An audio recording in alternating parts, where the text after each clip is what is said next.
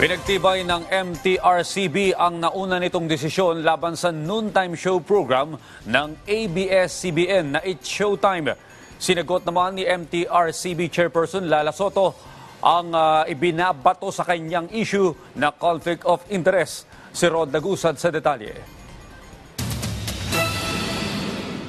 Ibinasura ng MTRCB ang inihaing motion for reconsideration ng ABS-CBN Corporation at GMA Network para sa programang It's Showtime. Kaugnay ito na naunang desisyon na inilabas ng ahensya noong nakaraang buwan na pagsuspinde sa naturang programa ng 12 araw. Patungkol ito sa July 25, 2023 episode ng Noontime Show, partikular sa Isip Bata segment dahil sa umano'y indecent act habang kasama mga bata na umano'y paglabag sa implementing rules and regulation ng Presidential Decree No. 1986. Ayon sa MTRCB, mayorya ng board ng ahensya ang bumotong ibasura ang inihaing MR o 27 mula sa 30 miyembro nito habang nag-inhibit naman sa pagboto ang chairperson nitong si Lala Soto. Kahit 100 pa yung nagko-complain, kapag sa palagay ng board ay hindi valid, then it will be dismissed.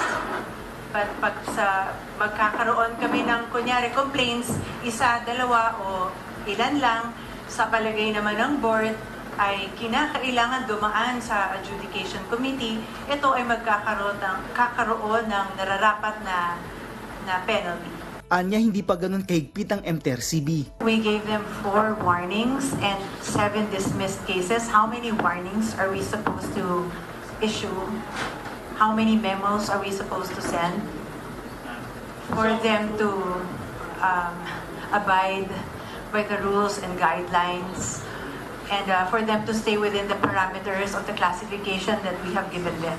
Dahil sa pagpapatibay ng MTRCB sa una nitong naging desisyon sa programa, may 15 araw naman para magain ng apela sa Office of the President ang programa. Meron pang tinatawag na Appeals Committee, and usually po headed by the, of course, the Executive Secretary, and then the Executive Secretary can appoint 2 of the committee. 3 po yung composition ng Appeals Committee. Pagdating naman sa issue ng conflict of interest na ibinabato kay Soto, I truly believe my being a Soto or my father's daughter should not be taken against me.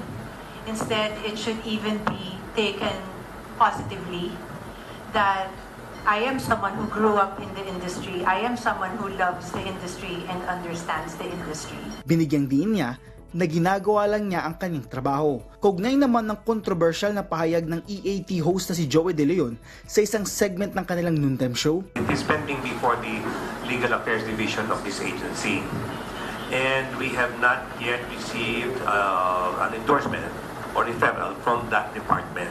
So right now I cannot say or should not say anything regarding that matter. Habang pending din ang issue ng pagmumura ng isa pang host nito na si Wally Bayola sa parehong programa.